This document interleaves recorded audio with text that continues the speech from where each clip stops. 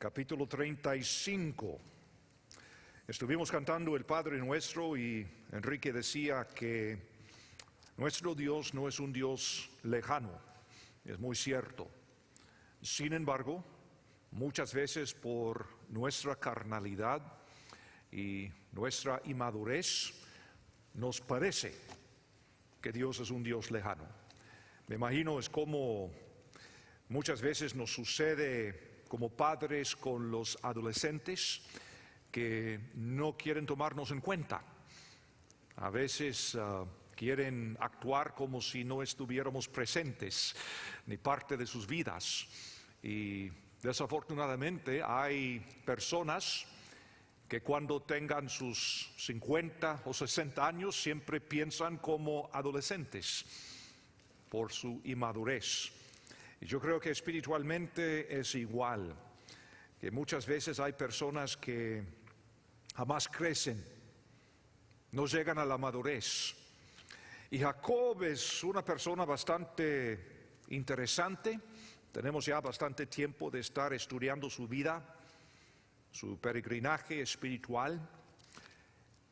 Jacob ha tenido al menos 2 encuentros verdaderos, genuinos, auténticos con Dios.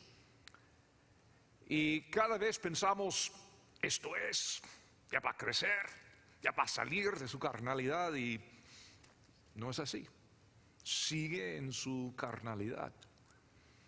Pero esta vez, ya después de tantos años, digo tantos años de la vida de Jacob, no tenemos tantos años de estar estudiando su vida, tantos meses, pero vamos a ver esta noche el avivamiento de Jacob.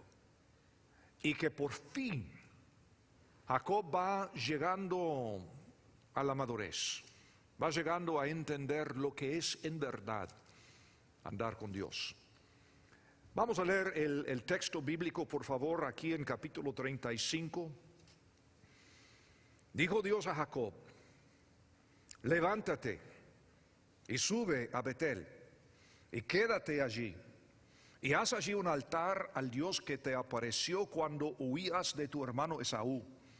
Entonces Jacob dijo a su familia y a todos los que con él estaban: quitad los dioses ajenos que hay entre vosotros y limpiaos y mudad vuestros vestidos, y levantémonos y subamos a Betel, y haré allí altar al Dios que me respondió en el día de mi angustia y ha estado conmigo en el camino que he andado. Así dieron a Jacob todos los dioses ajenos que había en poder de ellos y los zarcillos que estaban en sus orejas, y Jacob los escondió debajo de una encina que estaba junto a Siquem. Y salieron, y el terror de Dios estuvo sobre las ciudades que había en sus alrededores, y no persiguieron a los hijos de Jacob. Y llegó Jacob a Luz, que está en tierra de Canaán, este es Betel, él y todo el pueblo que con él estaba, y edificó allí un altar y llamó al lugar El Betel, porque allí le había aparecido Dios cuando huía de su hermano.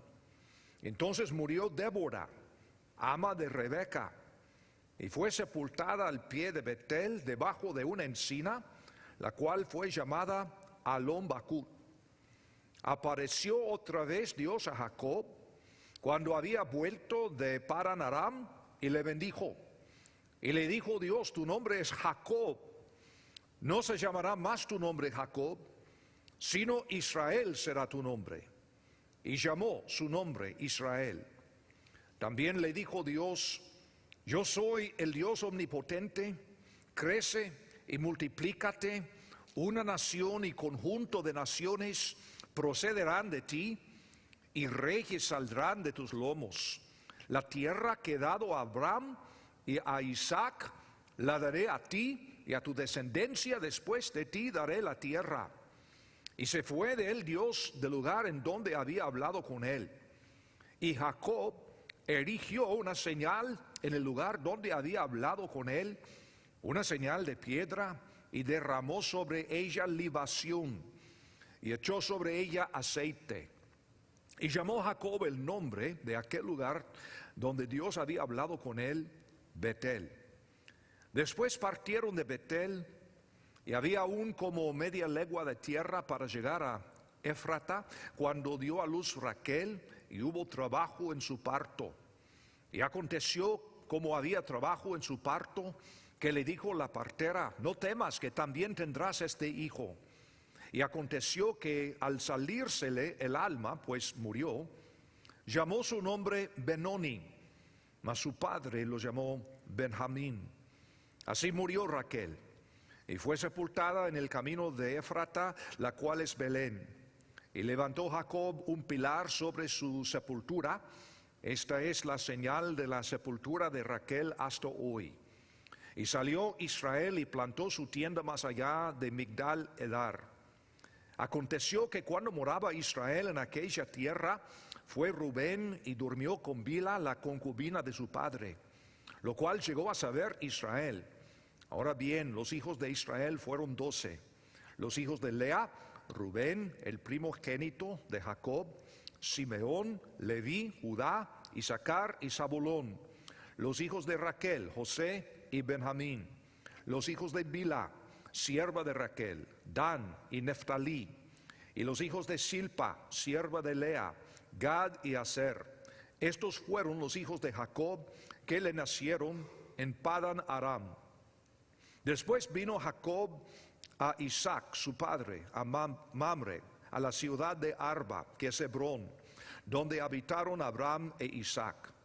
Y fueron los días de Isaac 180 años.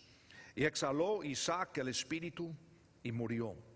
Y fue recogido a su pueblo, viejo y lleno de días, y lo sepultaron Esaú y Jacob, sus hijos. La palabra del Señor tiene varios niveles. Hay un nivel bastante obvio, tiene que ver con la historia, con el contexto, la cultura, y nos interesa, por supuesto, tenemos que entenderlo primero. Pero también, y sobre todo en el Antiguo Testamento, en las historias, Dios nos está contando la historia con algún propósito. Él quiere enseñarnos algo. Él quiere ilustrar alguna verdad con la historia. Porque toda la Biblia es una sola historia acerca del reino de Dios y su gloria. Entonces, cuando estamos viendo todo esto, tenemos que preguntarnos la pregunta: ¿cuál es la aplicación para mi propia vida? Entonces, cada vez que vamos a la Biblia, vamos para hacernos la pregunta: ¿qué dice? Literalmente, históricamente, en su contexto cultural, literario, etc. Luego, ¿qué nos enseña? ¿Cuál es el significado? ¿Qué quiere decir? Y luego, por fin, la tercera pregunta: ¿qué tiene que ver con mi propia vida? ¿Cuál es la aplicación? Ahora, cuando estamos viendo aquí en Génesis capítulo 35, este pasaje tiene mucho simbolismo, aún futuro, aún pensando en el futuro de Israel en el tiempo de la segunda venida del Señor Jesucristo. Hoy en día Israel está por todo el mundo. Desde 1948 la nación de Israel comenzó otra vez, ya es una nación por primera vez en unos 2000 años, y poco a poco estamos viendo a muchos judíos regresar a Israel, pero esto está en proceso. La Biblia nos da esta profecía, que Israel algún día regresará a su tierra, es lo que estamos viendo. Jacob, quien es Israel, ¿qué está pasando? Está regresando a su tierra. Y además, ¿qué sucede? Israel aquí se limpia de su idolatría. ¿Qué dice la Biblia que va a suceder en el futuro con Israel?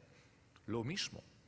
La gran mayoría de los judíos que están regresando a su país hoy en día no están regresando en fe, están regresando en el orgullo de su nacionalismo. Y muchos ni son creyentes, muchos dicen que son agnósticos. Hay unos fieles, pero la gran mayoría son seculares y están regresando a la tierra porque son israelitas, son judíos. Pero la Biblia dice que habrá un día en el futuro cuando Israel va a dejar sus ídolos para volver al Dios verdadero. Además, Israel reconoce aquí, en capítulo 35, que recibió la ayuda de Dios, en versículo 3, en el día de mi angustia.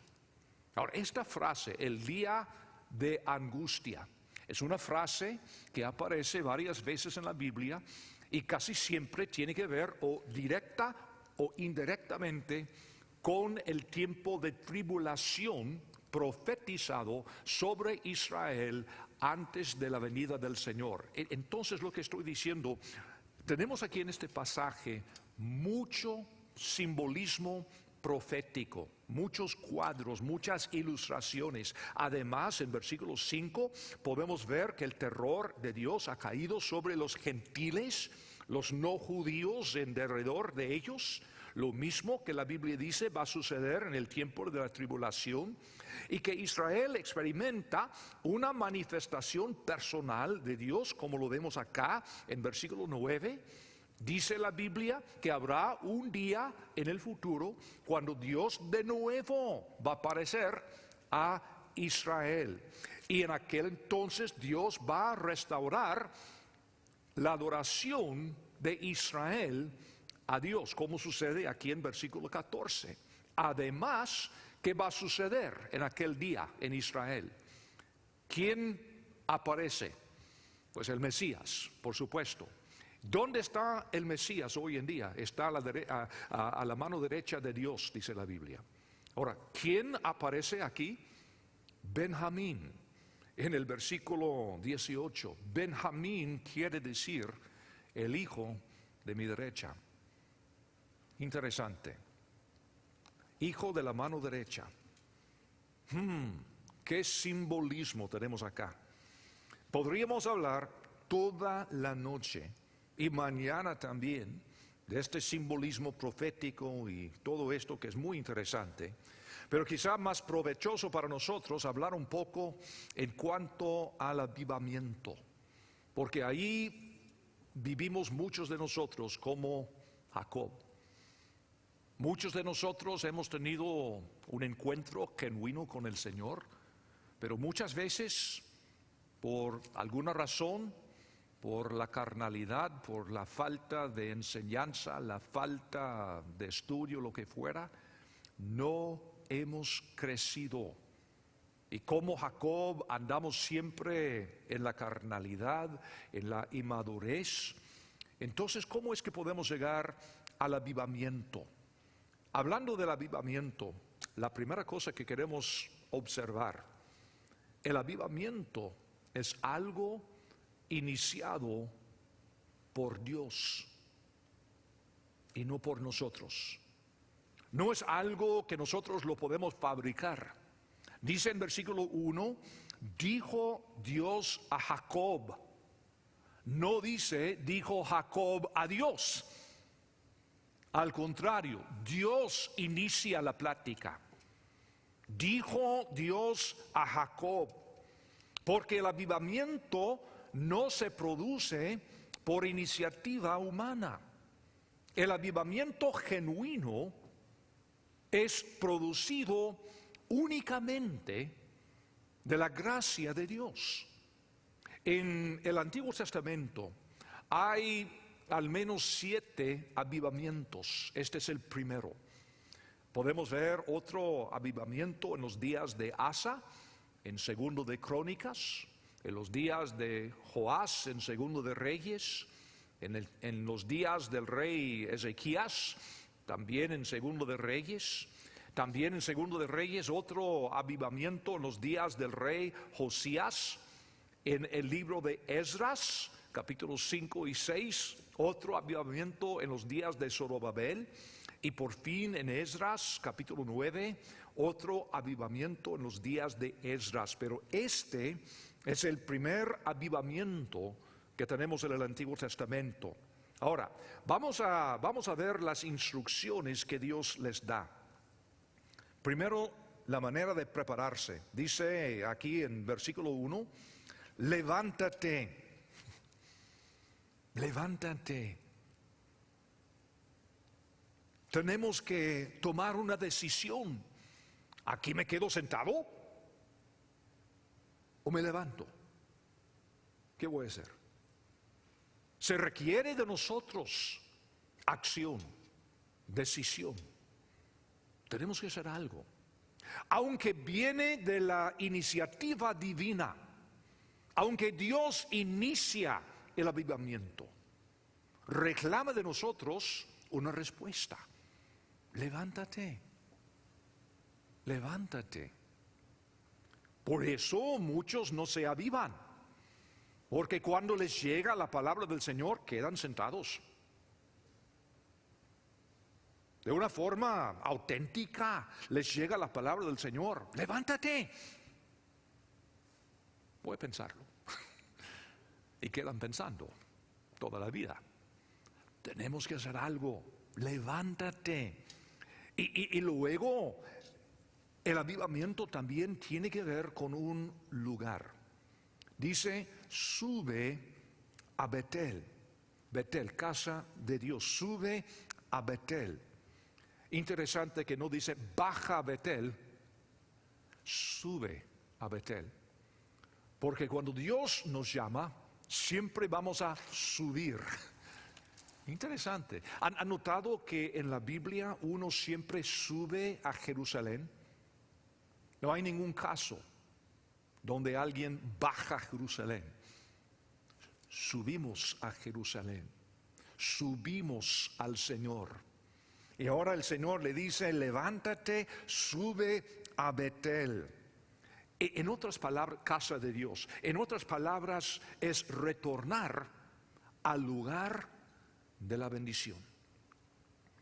Esto sucede muchas veces. No tanto estamos hablando de un lugar geográfico, aunque podría ser, pero estamos hablando de volver al lugar de bendición. Porque desde los días de Abraham, Betel ha sido el sitio de bendición para Abraham, para pues todos los hijos de Israel. Lo que sucede con nosotros muchas veces, estamos creciendo, estamos aprendiendo y luego algo sucede. Y muchas veces en las pruebas, en los problemas, en el dolor, relaciones rotas y todo esto, en vez de subir al Señor, ¿qué pasa? Vamos saliendo, vamos corriendo. A veces personas hasta en un sentido físico piensan que por ir a otra iglesia, mudarse a otra ciudad o lo que fuera, que van a salir de los problemas. Pero los problemas que tenemos son problemas internos. Y cuando vamos a otro lugar, ¿qué sucede? Los problemas nos acompañan.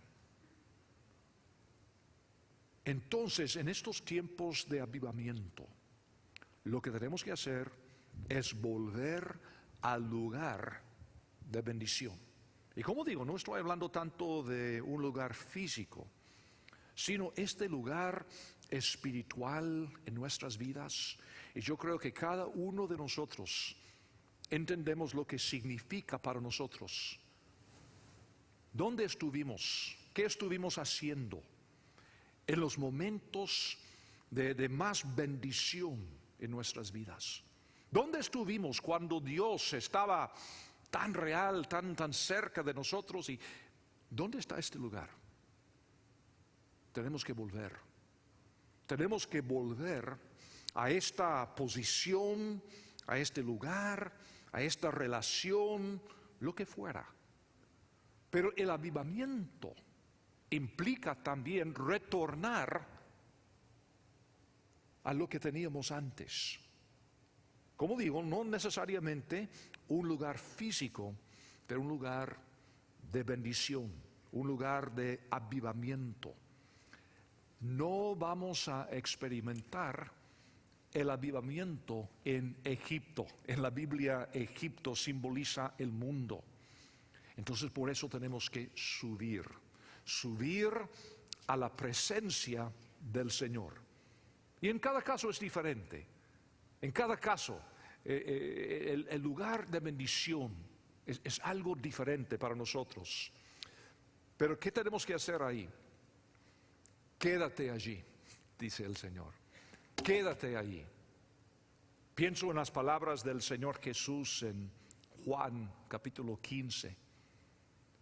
Allí en este pasaje, y no vamos a tomar el tiempo para leer el pasaje, pero 9 veces, en pocos versículos, el Señor hablaba de permanecer en Él. Y su palabra permaneciendo en nosotros y nosotros permaneciendo en la palabra. Permanecer, quedarnos en Él, en su palabra. Él en nosotros, su palabra en nosotros. Quedarnos allí. Este es el avivamiento. No es un evento de unas horas, ni unos días. Es quedarnos allí, en la presencia del Señor, en el lugar de la bendición, en una relación correcta con Él y permanecer allí, quedarnos allí. ¿Y cuál es el propósito de todo esto? Aquí siempre en el versículo 1, y haz allí un altar al Dios que te apareció cuando huías de tu hermano Esaú. El propósito del avivamiento no es arreglar lo que anda mal en nuestras vidas. El propósito del avivamiento es adorar al Señor. Muy importante entender esto. El avivamiento tiene que ver con la alabanza, tiene que ver con la adoración, tiene que ver con Dios y su reino.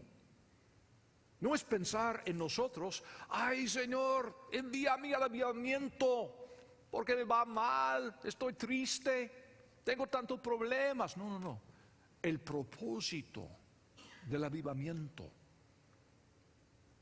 es adorar a Él, alabarle a Él.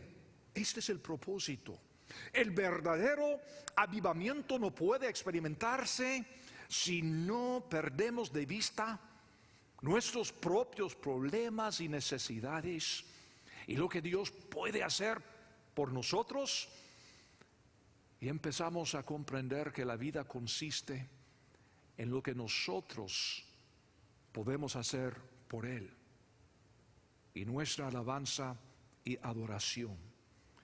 Entonces, cuando el Señor le dice a Jacob en su cultura, en este momento de la historia, hace tantos años, cuando dice, haz allí un altar, nosotros hoy en día, en el Nuevo Testamento, no estamos pensando tanto en un altar físico. Ya ves que todo lo que estamos viendo aquí físicamente es símbolo de lo que nosotros tenemos en un sentido espiritual.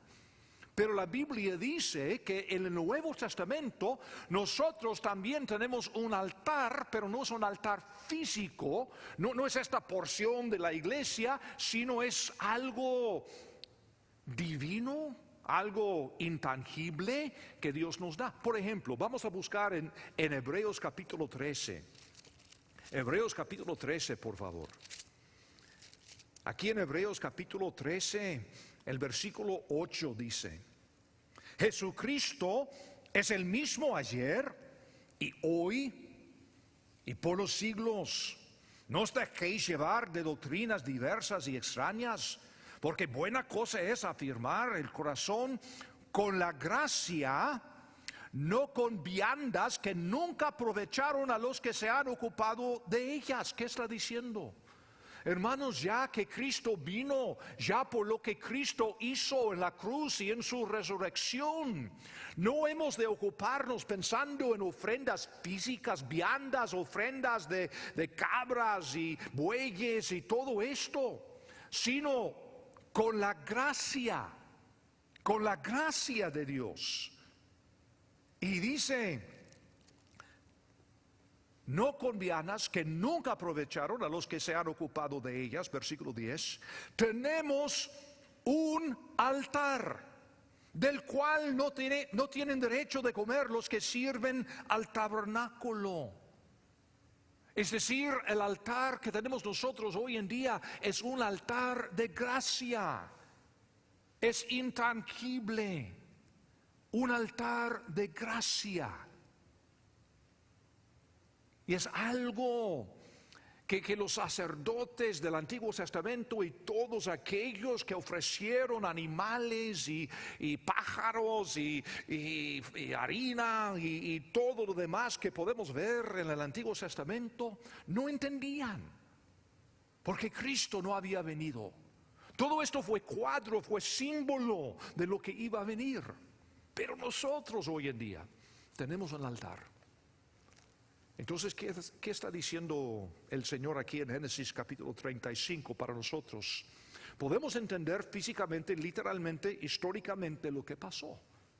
No es tan difícil. Pero para nosotros no tiene que ver tanto con lugares físicos, lugares geográficos. Tiene que ver con la relación que tenemos con Dios mediante su gracia. Ahí es donde tenemos que quedarnos. Tenemos que permanecer en Él, en su gracia, en su palabra. Allí tenemos un altar. Allí es donde podemos alabarle a Él y servirle a Él. Tenemos este altar. Es un tiempo también de arrepentimiento. El arrepentimiento es lo que podemos ver comenzando en el versículo 2, por ejemplo. Entonces Jacob dijo a su familia y a todos los que con él estaban: quitad los dioses ajenos que hay entre vosotros y limpiaos y mudad vuestros vestidos. Y levantémonos y subamos a Betel y haré allí altar a Dios que me respondió en el día de mi angustia y ha estado conmigo en el camino que he andado. Así dieron a Jacob todos los dioses ajenos que había en poder de ellos y los zarcillos que estaban en sus orejas, y Jacob los escondió debajo de una encina que estaba junto a Siquem. Y salieron, y el terror de Dios estuvo sobre las ciudades que había en sus alrededores, y no persiguieron a los hijos de Jacob. Y llegó Jacob a Luz, que está en tierra de Canaán, esta es Betel, él y todo el pueblo que con él estaba, y edificó allí un altar y llamó el lugar el Betel, porque allí le había aparecido Dios cuando huía de su hermano. Entonces murió Débora, ama de Rebeca, fue sepultada al pie de Betel, debajo de una encina, la cual fue llamada Alon Bacut. Ahora, cuando nos llega el avivamiento, cuando tenemos un encuentro con Dios y nosotros sabemos lo que es responder correctamente mediante la gracia de Dios, ¿qué sucede? El arrepentimiento. Muy importante entender lo que les voy a decir. El avivamiento no es el resultado del arrepentimiento, porque eso sería obras. Eso sería legalismo. Si yo hago o si no hago tales cosas, entonces Dios me mandará el avivamiento. No. El arrepentimiento es el resultado del avivamiento auténtico, bíblico, espiritual. Es lo que sucede. Muy importante entender esto. No dice que Jacob quitó todos los dioses y después le dijo Dios. No, todo comenzó con la palabra de Dios. Dijo Dios a Jacob. Y Jacob, cuando respondió a las instrucciones del Señor, entonces, como resultado, el avivamiento. Y qué bello ver que aquí en versículo 2, Jacob no titubeó en tomar partido a favor de Dios en la presencia de sus familiares, sus amigos, sus colaboradores. Él habla de lo que está pasando cuando nosotros experimentamos avivamiento. y arrepentimiento de pecado, nadie tendrá que explicárselo a sus amigos ni familiares. Será obvio. Si es una transformación de vida, si es real, si es genuino, es algo notable, algo que ven en nosotros. No tenemos que explicar nada. Las personas que nos conocen observan que algo nos ha pasado. Ya no somos iguales. Eliminamos a los ídolos de nuestras vidas. Y es interesante que Dios no le dice a Jacob que quite los dioses ajenos. Es el resultado interno, algo que salió de Jacob mismo. Oigan, tenemos que quitar a los ídolos, a los dioses ajenos. Vámonos. No es lo que dijo el Señor. El Señor habló de la relación con Él. Y como consecuencia, como resultado, entonces eliminan los ídolos en sus vidas. Es lo mismo que experimentamos nosotros en un avivamiento genuino. De inmediato sabremos los pecados que hay en nuestras vidas y lo que tenemos que hacer. Interesante, ¿no? Es interesante también lo que Él hace. Él esconde los ídolos por medio de sepultarlos, y es la primera de 4 sepulturas en este capítulo. Es un capítulo de sepulturas. La sepultura de los ídolos, de Débora, de Raquel y de Isaac. Muchas veces el avivamiento es un tiempo de sepultura, porque es un tiempo para morir a nosotros mismos, morir a nuestros pecados, morir a nuestros ídolos. Y tenemos ídolos hoy en día porque un ídolo es cualquier cosa entre nosotros y Dios. Podría ser cualquier cosa. Niños, carrera, pasatiempos, pecados, dinero, fama, novios, novias. Podría ser cualquier cosa. Hasta podría ser ministerio. Si el ministerio es motivado por nuestro orgullo y carnalidad y no por el Espíritu Santo, y llegamos a tener orgullo en lo que nosotros estamos haciendo, llega a ser un ídolo.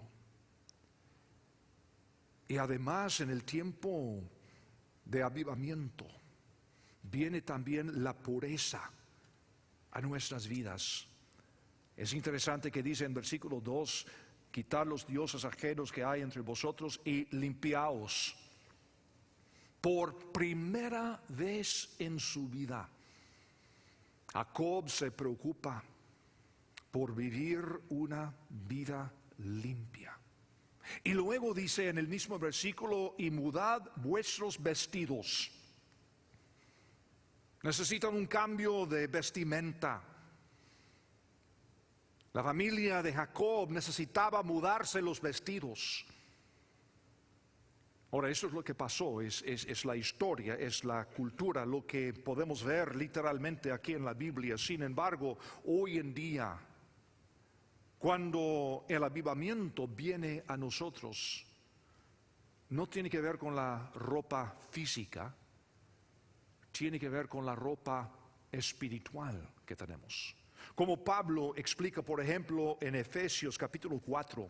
Efesios capítulo 4, el versículo 22, por favor. Efesios 4, 22.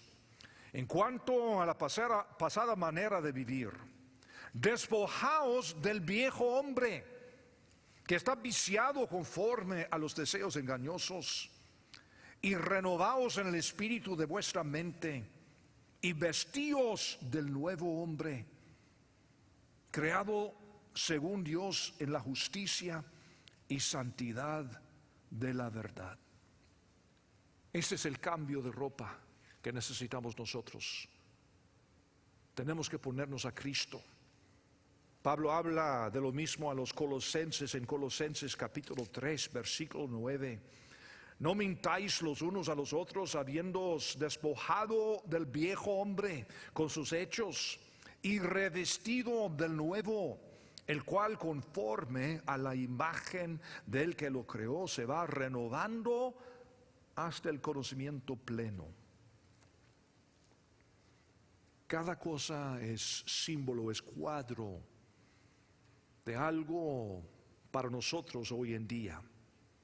Y como resultado, otra vez en Génesis capítulo 35, versículo 6, Jacob establece este altar y dice que llamó el lugar el Betel. Ahora, vimos en Hebreos capítulo 13 que en el Nuevo Testamento nosotros también tenemos altar, pero es un altar invisible, intangible. En sentido práctico, este altar es la comunión diaria que tenemos con el Señor y en donde recibimos de su gracia. En Génesis capítulo 28, en otro encuentro que tuvo Jacob con Dios, él llamó a este lugar Betel, casa de Dios. Ahora le llama el Betel, el Dios en hebreo, Dios de la casa de Dios. Porque ahora Jacob está llegando a entender ciertos principios también, que no es un lugar físico, es el Dios del lugar. Ya está de nuevo en Betel, ha vuelto a Betel, ha regresado de su carnalidad para estar en la posición de bendición en Betel, y allí tiene un encuentro con él, con Dios de Betel, el Betel. Y le da este nombre. Cuando nosotros andamos bien con Dios, tenemos una relación cotidiana con Él. No tanto algo legalista, pero todos los días estamos andando con Él. Estamos en su palabra, estamos orando, estamos en comunión con Él. No es una vez a la semana, es constante, es real. De eso vivimos. Y en estos momentos de avivamiento, comenzamos a entrar en una nueva relación con Dios, quitando los vínculos del pasado, los vínculos con la carnalidad, con el hombre viejo, como dijo Pablo, con la naturaleza caída. En versículo 8, un versículo bastante raro, dice: entonces murió Débora, ama de Rebeca. Ahora fíjense, Rebeca es mamá de Isaac. Esta es la ama o la nodriza, como también se dice, de Rebeca, que vino con ella desde el capítulo 24 de Génesis, cuando el siervo de Abraham estaba buscando novia para Isaac. Recuerdan, ¿verdad? Entonces, cuando Rebeca viene con el siervo de Abraham, trae consigo a Débora, su ama, su nodriza. Ahora, no dice nada de Rebeca. Se supone que ya está muerta, no sabemos, porque la Biblia no dice. Pero esta mujer ahora tendrá, ¿qué? 180 años, algo así. Y supuestamente ahora ella ha llegado a ser parte de la familia de Isaac, o digo Jacob, hijo de Isaac. En esta cultura, la ama, la nodriza, vieja, con muchos años de experiencia, llegó a ser parte de la familia, y muy venerada, muy respetada. Y entonces en este momento de avivamiento, ella muere. Y muchos comentaristas, estudiosos, viendo esto, dicen, ¿y eso qué tiene que ver? ¿Por qué hablar de Débora aquí? Y yo creo que si tomamos en cuenta el contexto, creo que es posible que lo que tenemos aquí es un símbolo bastante importante, porque Débora, representaba todo el pasado. Fue vínculo con todo lo anterior. Y ahora muere. Y tenemos la sepultura de Débora.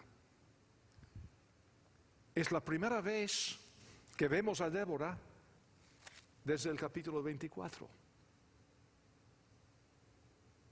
Es como si Dios estuviera diciendo, todos estos años que has andado en el mundo no cuentan para nada.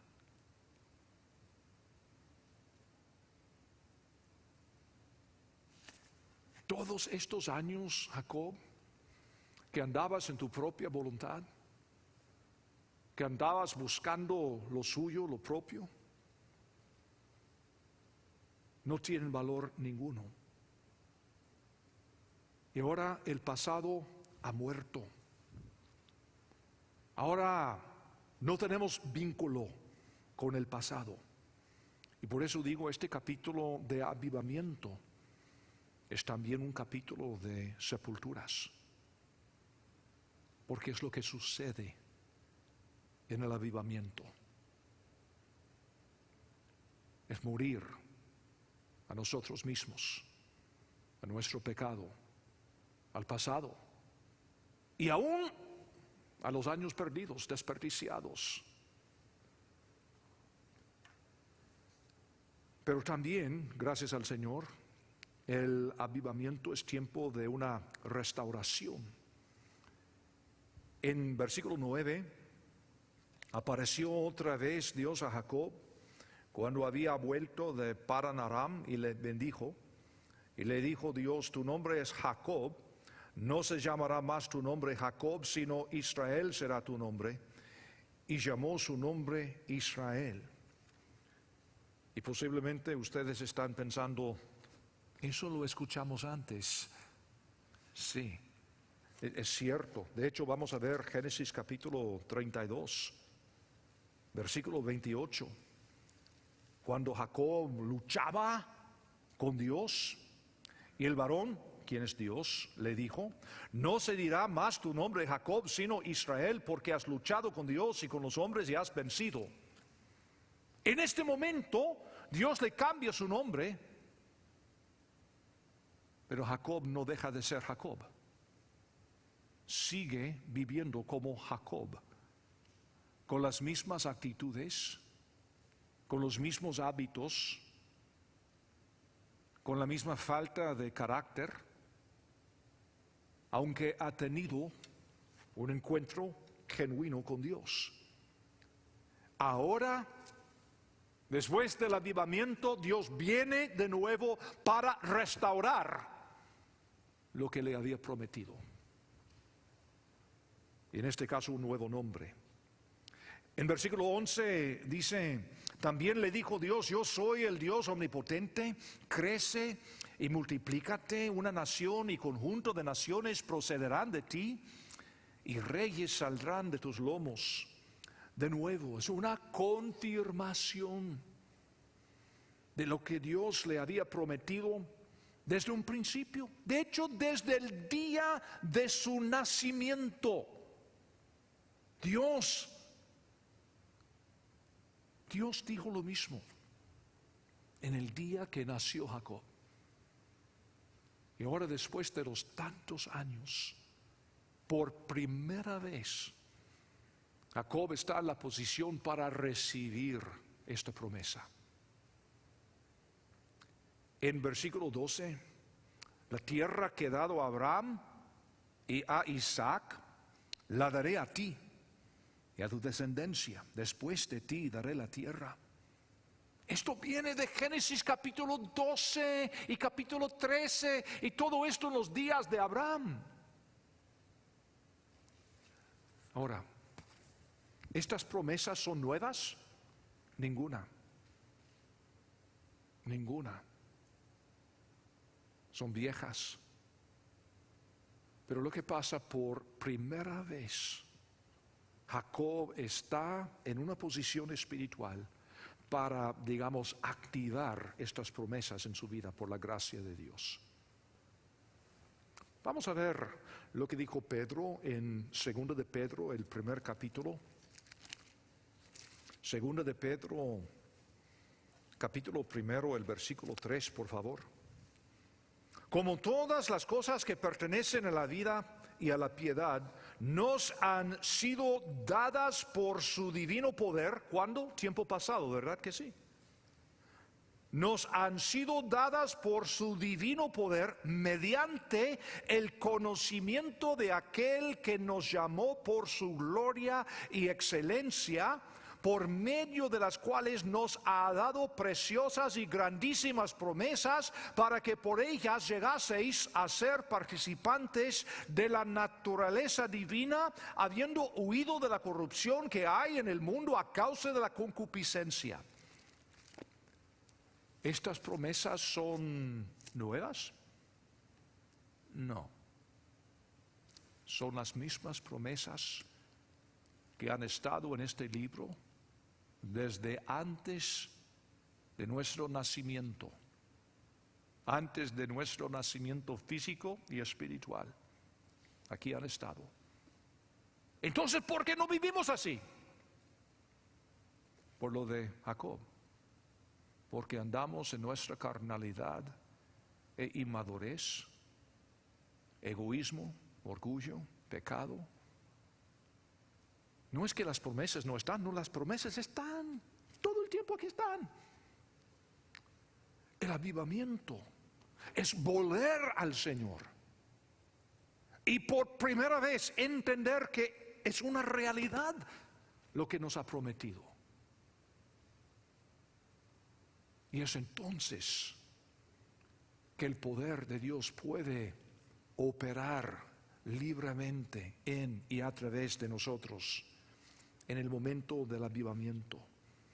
Y resulta, en lo que decíamos antes, esta adoración a Dios. Versículo 14 dice: y Jacob erigió una señal en el lugar donde había hablado con él, una señal de piedra, y derramó sobre ella libación y echó sobre ella aceite. Esta es la primera vez que la palabra libación se menciona en la Biblia. Se usará más en Números, por ejemplo, cuando estamos hablando de las ofrendas. Una libación es una ofrenda líquida que ofrecemos al Señor. En este caso, a lo mejor es sangre de los animales de sacrificio. No se puede comprobar, pero me imagino que esto sería apropiado en este momento. ¿Quién sabe? Pero el punto principal, todo esto tiene que ver con un corazón lleno de alabanza y adoración al Señor. Y otra cosa muy bella que resulta del avivamiento es la reproducción, la multiplicación de nosotros. Dice aquí que estaban como media legua de tierra para llegar a Efrata. Una vez que uno llega a Betel, ya no queda lejos Belén, Efrata, el lugar del nacimiento de nuestro Señor.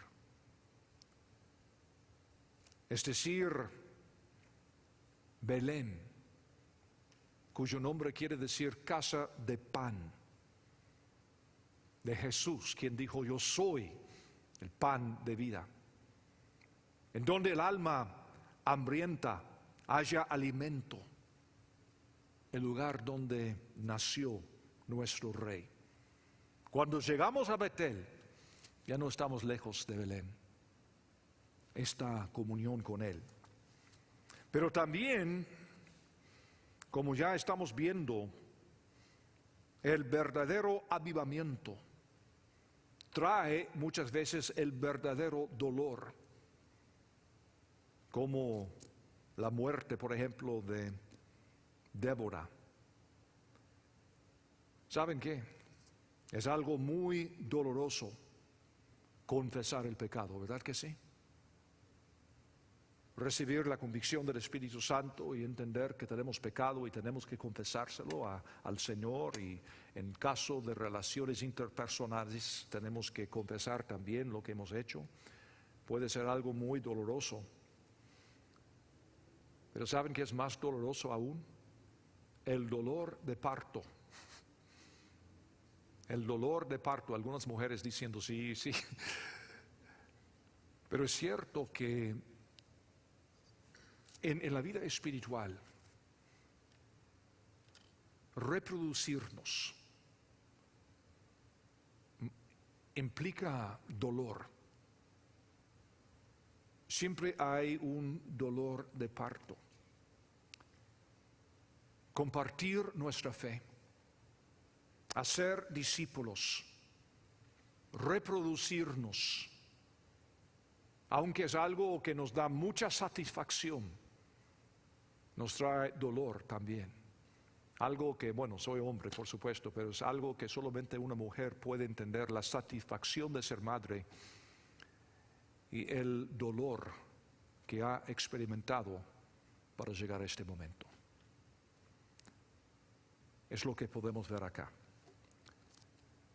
Y en este momento de verdadero avivamiento, aquí tenemos la muerte también de Raquel, versículo 19.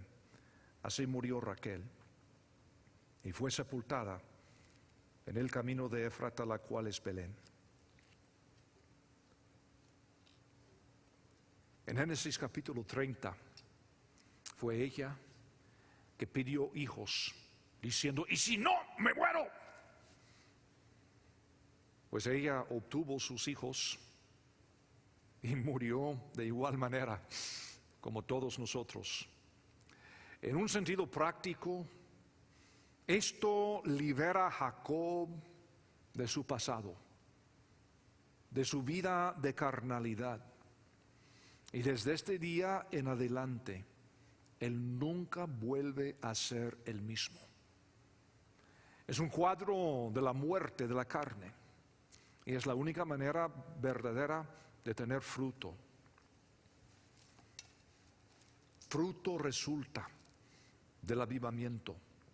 Es interesante lo que dice en versículo 18. Aconteció que al salírsele el alma, pues murió, llamó su nombre del hijo, Benoni, que quiere decir el hijo de mi tristeza, de mi dolor. Mas su padre lo llamó Benjamín. Benjamín, el hijo de mi mano derecha. Qué interesante. El niño con dos nombres y dos significados totalmente opuestos. Me hace pensar en lo que dijo Pablo en 2 de Corintios capítulo 2. 2 de Corintios capítulo 2. Versículo 14.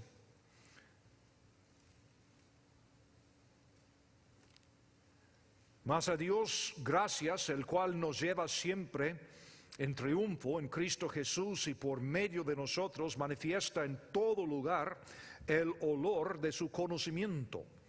Porque para Dios somos grato olor de Cristo en los que se salvan y en los que se pierden. A estos ciertamente olor de muerte para muerte, y a aquellos olor de vida para vida. Y para estas cosas, ¿quién es suficiente? Pues no somos como muchos que medran falsificando la palabra de Dios, sino que con sinceridad, como de parte de Dios, delante de Dios, hablamos en Cristo. Nosotros también Para algunas personas somos olor de muerte y para otras personas somos olor de vida. Este es el encuentro con Dios. Es un momento de división. Es un momento de quebrar con el pasado y entrar en el futuro. Y podemos ver, bueno, desde este día, de vez en cuando vamos a ver a Jacob, pero más y más vamos a ver a Israel. Es muy interesante lo que sucede en versículo 20. Y levantó Jacob un pilar sobre su sepultura. Esta es la señal de la sepultura de Raquel hasta hoy. Y salió, ¿quién? Israel. Y salió Israel y plantó su tienda más allá de Migdal Edar. Es Jacob que sepultura a Raquel e Israel sale. Este es el avivamiento. Es salir del otro lado de la muerte. Es dejar algo precioso atrás. Algún ha traído algún gozo y salir y llegar a ser otra persona. Y se ve hasta en nuestras actitudes porque dice en versículo 22, aconteció que cuando moraba Israel en aquella tierra fue Rubén y durmió con Bila la concubina de su padre, la cual llegó a saber Israel. En otros años, Jacob lo hubiera matado,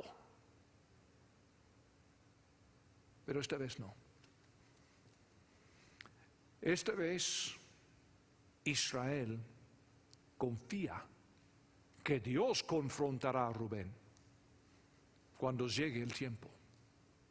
Y es precisamente lo que dice en Génesis capítulo 49, versículo 4, al morir, dando sus bendiciones a sus hijos, no olvidado lo que Rubén hizo. Pero dice que Dios le va a juzgar. Está confiando en el Señor. Es un cambio de personalidad. Nosotros, si hemos puesto nuestra fe en Cristo Jesús, hemos experimentado un nuevo nacimiento. Dice la Biblia que somos una nueva criatura. Pero ¿cuántos de nosotros estamos viviendo como antes? No es dudar la realidad de lo que te ha pasado. ¿Quién soy yo para juzgarte? Solo Dios puede hacerlo. Pero ojalá que no fueras como Jacob, pasando años y años y décadas viviendo en una adolescencia espiritual, una carnalidad, y solamente después de tantos años perdidos para siempre, después de encuentros con Dios uno tras otro, Jacob llega por fin a entender la realidad. Mucho mejor hubiera sido entender la realidad desde un principio. De nosotros depende este momento. Dios nos aparece a todos en su momento. Dios inicia el contacto. Pero si estamos aquí, seguramente es porque Dios ya inició el contacto. Ahora la pregunta, ¿qué vamos a hacer? ¿Vamos a volver al mundo? ¿O vamos a ser como Jacob y salir una persona diferente? Padre Santo, este libro es tan precioso porque habla de nuestra realidad.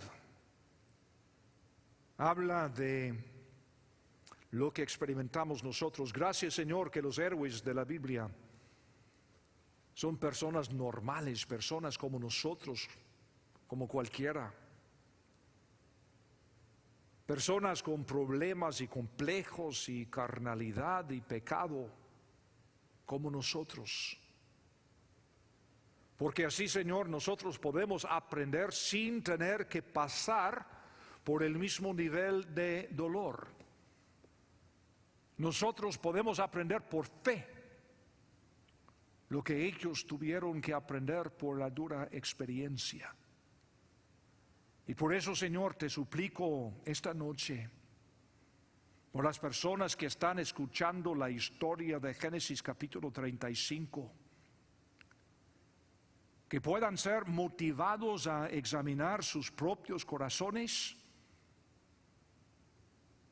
y ver si hay pecado, si hay rebelión en sus corazones, para experimentar en este mismo momento lo que Jacob experimentó y como resultado llegó a ser Israel. Que nosotros también, Padre, podamos llegar a ser príncipes contigo como Israel. Gracias, Señor, por tu paciencia y por tu gracia. Te lo suplicamos todo en el nombre de nuestro Señor Jesucristo. Amén.